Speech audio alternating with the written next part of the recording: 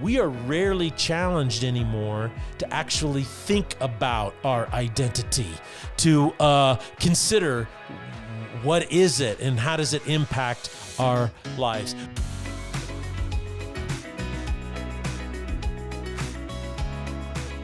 Welcome, everyone, to the Salty Pastor Podcast. I'm your Salty Pastor, Dr. Douglas Peak, and it's really good to be with you today.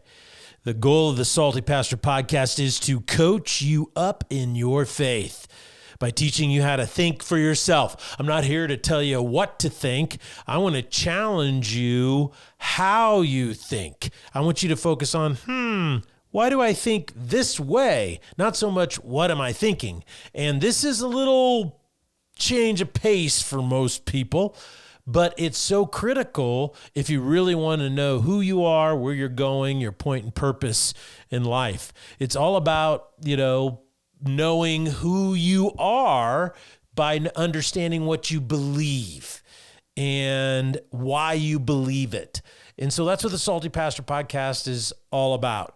Not here to tell people what to think, what to believe, but to help you understand how to grapple with the truth for yourself so you can come to your own conclusions, your own beliefs, and your own convictions, because that's how it's meant to be. So if you could go over to the website, and there's all kinds of material there that you can go back. You can do searches and listen to old Salty Pastors on all types of topics and or Bible passages.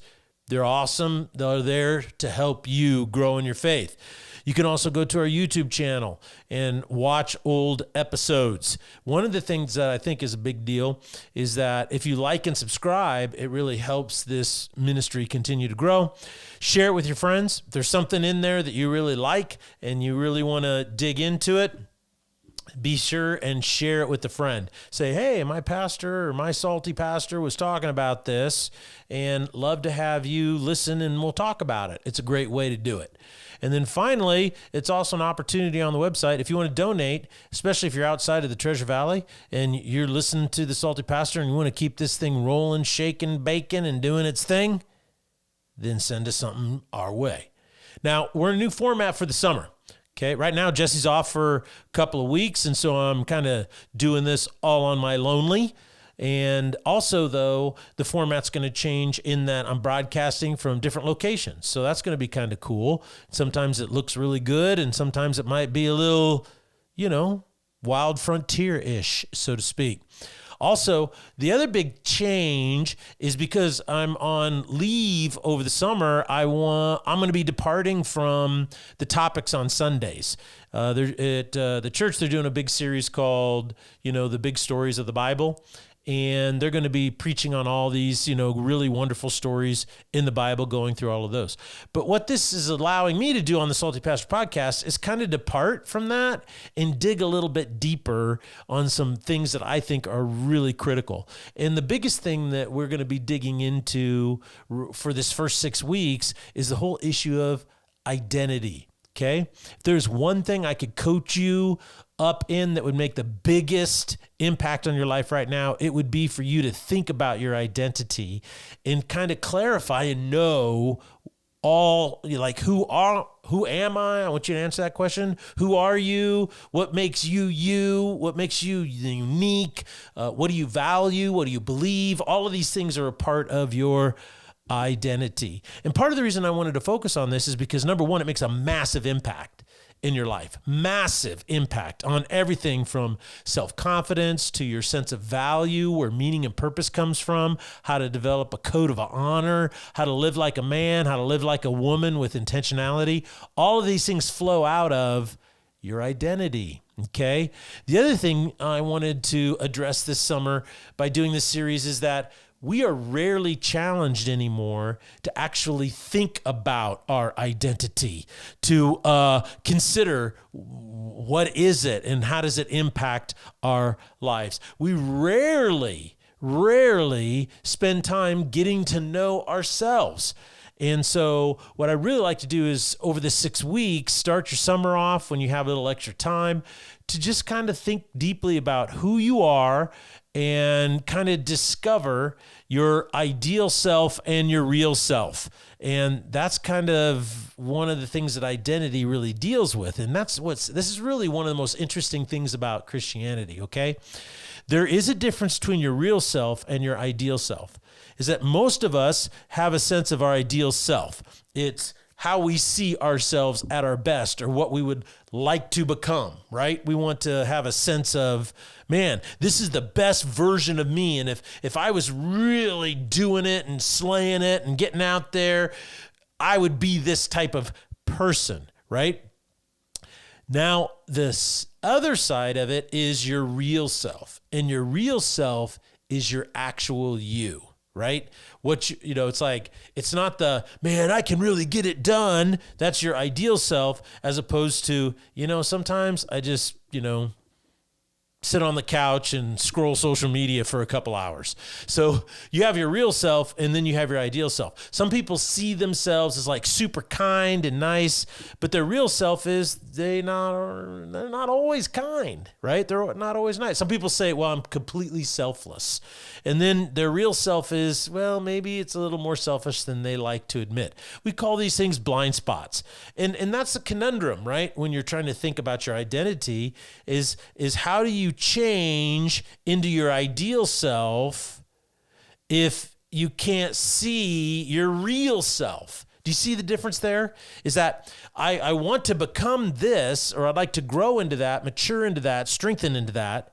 But how do I do that if I have no idea what my real self really is? And this is the absolute brilliance of Jesus, because only when you follow Jesus can you walk a path that allows you to be brutally honest with yourself without losing your sense of value. See, one of the reasons why it's hard for us to be honest with ourselves, how we really are, is because so many people live basing their value on themselves or their own performance. But the beauty of following Jesus is that you can be completely honest with all of your flaws and your shortcomings and your idiosyncrasies, and yet never lose any value or sense of self-worth in your life. And the reason for that is because your value doesn't come from you or what you do. It comes from Jesus and what he's bestowed upon you. That's why I love, Christianity is awesome in this way. It's the only path that frees you from the regret or guilt of past mistakes, things that can hold you back or stop you from becoming this ideal self. And here is the greatest gift of all, is you don't have to make up your ideal self. You don't have to go out there in some esoteric, new agey, spiritual crystal thing to find your ideal self. It's not based on what you want or your inner desires. Jesus knows you better than you know yourself, so he knows what your ideal self looks like. So all you got to do is follow him, and you're going to grow into who you were meant to be. That's the beauty. That's the beauty of Christianity. So I think once you get this principle of Christianity, and once you really understand it, you begin to see how Jesus is constantly working in your life to help you become your ideal self. And this is what's so interesting, is because so many people reject the leadership of Jesus. They reject the work of Jesus. They reject the prompting and molding and shaping of the Holy Spirit because they feel like Jesus is turning them morally into something that they don't want to be, right? It's like, well, all this stuff over here is so much fun, man. I don't want to lose it. I want to keep doing it. Sin is fun. And what they don't realize is that sin is missing the mark. And the biggest mark it's missing is who you were meant to be. It holds you back. And that's why the Bible talks about sin missing the mark as bondage, right? It's a chain that holds you down. So how do we really break through all these chains? How do we really move beyond this shallow view of what Jesus is doing in our lives? Well, we do it by thinking about our identity and who we are really are right now and who we are meant to be. So the more you consider your identity, the more you think deeply about who you are, I believe the better your life will become. So let's apply a little bit more of this here on Thursday. Some things that I want you to really think about, I want you to chew on, I'd like you to consider as you try to figure out, okay, what is my identity and how do I figure it out? And I'm going to start off with a quote by this guy named Erik Erikson. You know, he's kind of a famous guy, and he wrote in 1968 the following. The famous and well-known, what he was famous and well-known for was human development and how we grow. And he said, look, one of the most important life tasks for any individual is to achieve a stable, well-defined identity, a sense of self that will help bring greater consistency and stability to their lives. Research supports that people who might find this a particularly difficult are those who currently have a weak and nebulous sense of self. Let me read that again. Research supports that people who might find this a particularly difficult thing to do are those who are currently possessing a weak and nebulous sense of self. Now, on the other hand, he says, people with a strong sense of self know who they are, they know what they think and what their own opinions are. They know their values and are generally more self-aware of who they are. Now, on the other side of the coin, people who have a weak sense of self have a harder time figuring out their personality, and they tend to be whomever they are with. And the good news is that we are always a work in progress. He says we never fully arrive. Throughout our life, we continue to learn, grow, and develop ourselves if we open up to doing so. Now, the reason I read this guy is because notice what he says. These are real common themes. He goes, people with a strong sense of self know who they are. They know what they think, and what am I always challenging you to do on the Salty Pastor? Think for yourself. They know what their own opinions are. So I said, you got to know what you believe and why you believe it. And then I say, he says, your values are clear and you're self-aware. And that is, this is why it's important for you to think for yourself and know what you believe, because what you believe is one of the most important things about you. So I thought, wow, this guy really captures, he wrote this in 1968, a lot of the things that you hear from the Salty Pastor on a regular basis. And if we abide by these things and we do this work, guess what he says? He says, one of the most important life tasks, he says, is to achieve a stable, well-defined identity. And this is a sense of self that will bring greater consistency and stability to your life. Now, in order to do that, remember, we went and talked about the Bible and why the Bible is predominantly about your identity. And that what it does is it talks about what's going on in the human race. All you got to do is read the Old Testament and know that human beings are kind of dumpster fires, right? They just, no matter how hard we try, it just always turns into a mess. I mean, the Old Testament is just a story of mess after mess after mess after mess. Even though God continued to give his promise of redemption to the Israelite people and protection and prosperity and all these things, they still mucked it up no matter how much they tried. They just never could seem to get it right. And so the Bible shows us what is going on with our nature, right? And we have to understand that if we want to know our identity. And then the New Testament is all about who we are. So the Bible says, in the New Testament, and I talked about the 4 Gospels, the book of Acts, and all the letters, is that, your identity is knowing yourself, who you are, while at the same time knowing who you're called to be. And that's what Jesus talked about all the time. He said, I came to seek and save that which is lost. I came to give my life as a ransom for many. So what he's saying is that we're lost people who need redemption in order for us to grow into our ideal self. We have to know what we think. The Christianity is a truth proposition at its core. Jesus said, I tell you these things so that you may know. So let's recap some of the main biblical principles that we talked about on Tuesday, okay? The Bible is predominantly about your identity. All you have to do is read the Old Testament, and you get a real clear picture of the nature of human beings. I mean, it's really a train wreck. No matter how hard people tried, no matter what their intentions were, things always seem to just go off the rails over and over and over again. The Old Testament is the story of the nation of Israel, a people that God called out. He said, I'm going to choose you, and I'm going to provide for you and protect you, and I'm going to bring prosperity to your land and your harvest. All you have to do is remain faithful. And they just couldn't do it. And so it's really a lesson in what our human nature is like, because in a lot of ways, we as human beings are just like the Israelites in the Old Testament.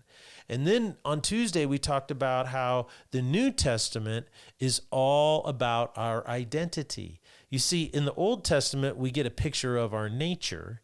And then in the New Testament, we see the promise of God in Jesus Christ and how he came to change our nature, right? So that's a new identity that he gives us when our nature is changed. So our identity is knowing our new self. Our identity is, I can honestly say, this is who I am, my nature, but my new identity is who Christ is calling me to be. In order to get there, you have to understand how to think for yourself. You have to be able to say, oh, I understand, and I can think through all of the things like the way I used to be and the way Christ is changing me now. This is why Paul told the Romans in Romans chapter 12, he said that you will be transformed through the renewal of your mind. I have to think differently now. You see, it's very important. So this is why I want you to think for yourself, because it's your process of transformation. It's your process of renewal. It says you got to know what you believe. And belief is about conviction, right? It's about faith. It's about conviction. It's about experience. And you start to say, this is what I believe. Third, once you start thinking and you start understanding and clarifying what you believe, then your values will flow out of that, right? All the values. And you become clear on what is most important in your life, what your goals in life should be, right? And that's why the Bible is all about your identity, is it helps you clarify your values. It tells you, hey, these things are the most important things. Another reason why the Bible is predominantly about your identity is because it shows you where your value comes from. And this is a big part of having a sense of self, having an understanding of your own identity. It says, you know where your value comes? It's not from you, from what you do, who likes you, how you look, what you achieve. It all comes because God values you. And that little change is massive in your life and how much you can enjoy your life. Because if it doesn't come, your value doesn't come from God, then you're constantly trying to prove your value, find your value, develop a value. And it can just be a burden beyond belief. You get exhausted. But when you know it comes from God, it's like, wow, no matter what, no one can take this away from me, including myself. I myself cannot take my value away from me by making a dumb mistake. My value doesn't come from me. It comes from God. The other thing is that it shows you not only where your value is, but it also tells you the greatest values of your life are things like love, honor, respect, loyalty, patience, peace, kindness, and so forth. And so that's why I love the Bible. And the more you read it and study it, the more you're going to have a deeper sense of that ideal person you're called to be. And you can say, that's my identity. And you start growing towards it in that direction. So let me kind of spend the rest of our time together now talking about some of the implications of this and things that you can do, okay, that are going to help you start to form your identity, okay? Number one, Don't try and base your identity on something you do. Always ask yourself, do I base my identity, my sense of self, on something I'm doing? Is it the way I dress? Now, I'm not saying dressing isn't important. That's great. But is your identity in being the best dressed? Or do you dress well to reflect who you really are? Is it your capacity to make money, right? Is that if you are making money and you're making things happen, does your sense of self-confidence and worth go up? And then when things aren't going well, does your sense of confidence go down? When you base your identity on something you do or you achieve, life becomes a race. It's a struggle. Just think about it this way. If what I do is what gives me value, right, or identity, then what kind of values will I develop subconsciously? In economics, they have this thing called perverse incentives. And what they're trying to do is they're saying that people end up actually behaving according to the incentive. And sometimes the incentives are to do the wrong thing. And so people do the wrong thing. I was reading Freakonomics, and they were talking about these sumo wrestlers, these massive sumo wrestlers. And in Japan, it's all about honor, and it's all about all this kind of stuff. But because the way they have it set up, you have to have so many points, every time you wrestle to move on. And what they found is that a lot of the sumo wrestlers, the ones who had already advanced to the next round because they had enough points, would throw a match to get one of their buddies to go with them. So they were cheating because the incentive was to cheat. And so in Freakonomics, they said, you always have to ask yourself, what's the perverse incentive? And have you ever asked yourself that? What perverse incentives do I have in my own life? And this is a great way to understand yourself. If you base your identity on what you do, you're setting up a perverse incentive structure for your life. You have to look at everything you do as good, whether it's good or not. Otherwise, you go crazy. I mean, how many people can be self-critical and not go nuts, I don't know. Self-criticism is one of the difficult things that a lot of therapists try to coach people out of who have mental health issues. And so it's really interesting. We have to look at what we do, and often we have to evaluate it better than it is. We can't be brutally honest with ourselves. You have to fight to be better than everybody else around you, right? Otherwise, your identity will collapse. You always have to say, I am the best at fill in the blank, whatever it might be. But the problem is, what happens when you age or you can't do what you once did? What happens to your sense of self-worth then? Isn't the point of life that you get wiser, you get more mature, you get stronger, you get more confident, you get more comfortable in your skin? Well, that's not going to happen if you base your identity on something you do.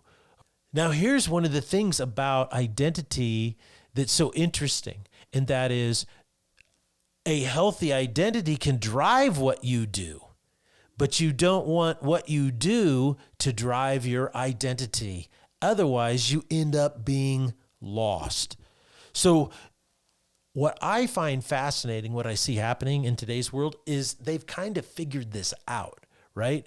They figured out, it's just not good to build an identity on what you do. So they've come up with another curveball, which is even worse. And that is, let's base our identity on our inner feelings.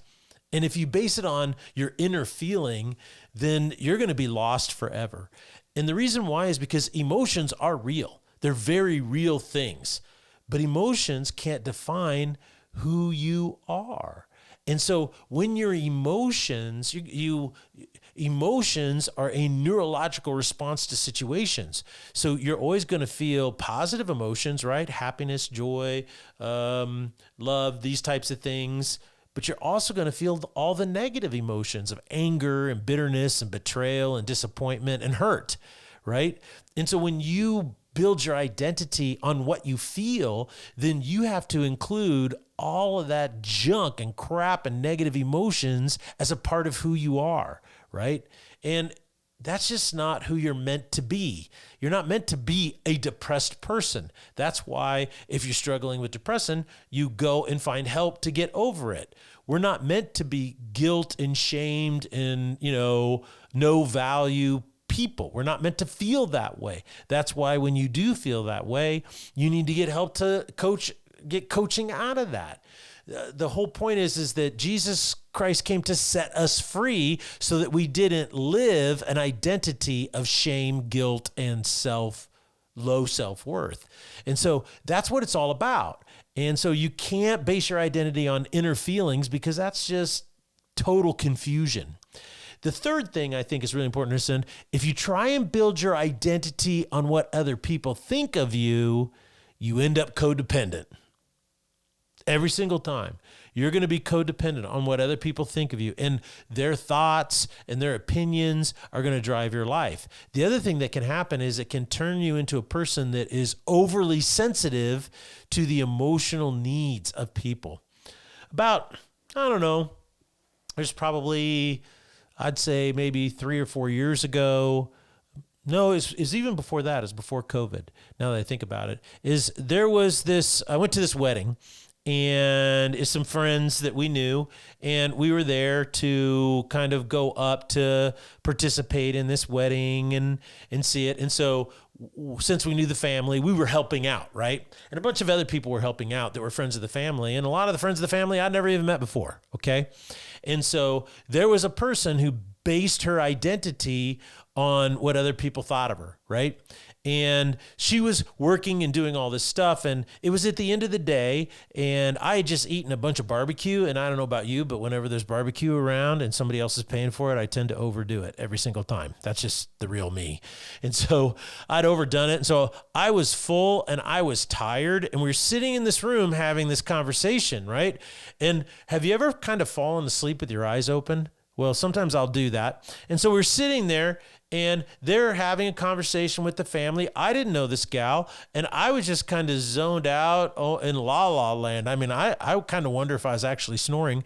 And all of a sudden, she's looking straight in my face, talking at me, and I didn't even register what she was saying. And then she starts saying stuff like, well, who do you think you are that you can judge me and blah, blah, blah, blah, blah. And I just looked with it dumbfounded like, you're a crazy person.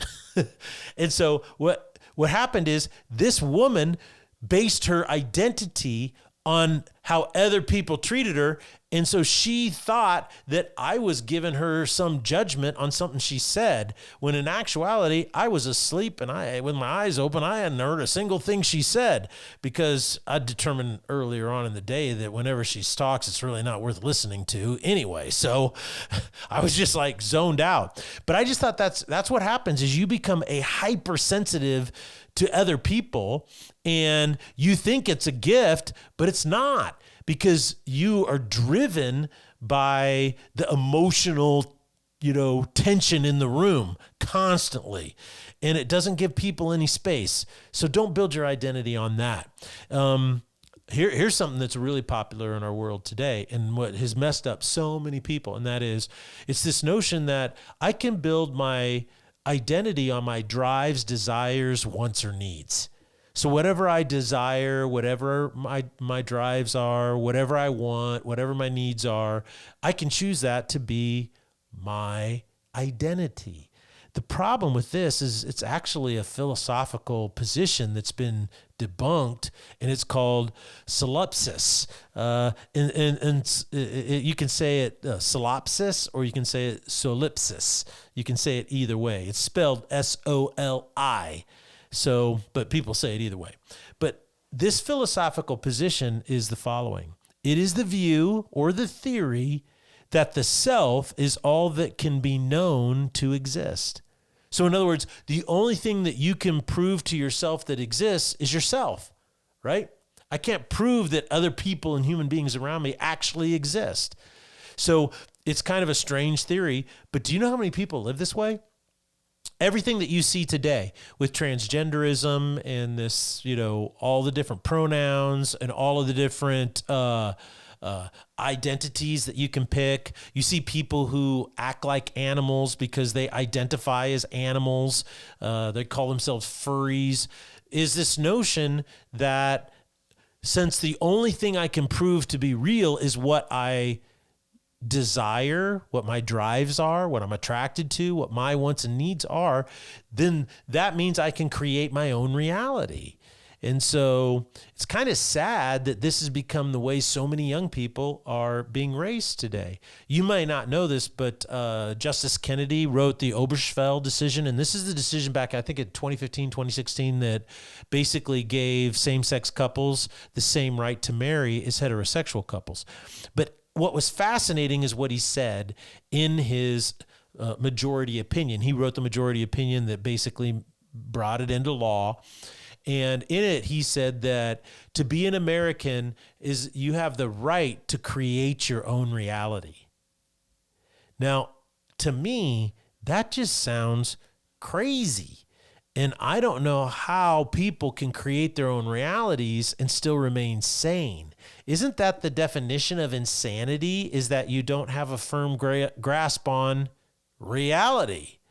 So this is why I want you to think about your identity.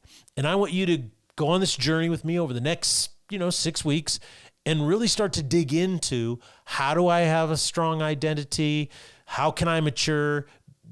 How can I see my life come into focus? How do I fix it when I'm off kilter or my identity's broken? We're going to talk about all of these things. You're not going to want to miss it, because I think you're going to find that when you dig into it and you understand your own identity, you're going to find more change and transformation in becoming that ideal version of yourself that Christ has bestowed upon you than ever before. So in order for you to really kind of just put your hands around this thing, wrap your head around it, there's this really cool little video. It's only about 1.5 minutes long, maybe 2 minutes, that kind of just encapsulates what I've been talking about today. And it also talks about your new identity that Christ bestows upon you. Let's listen.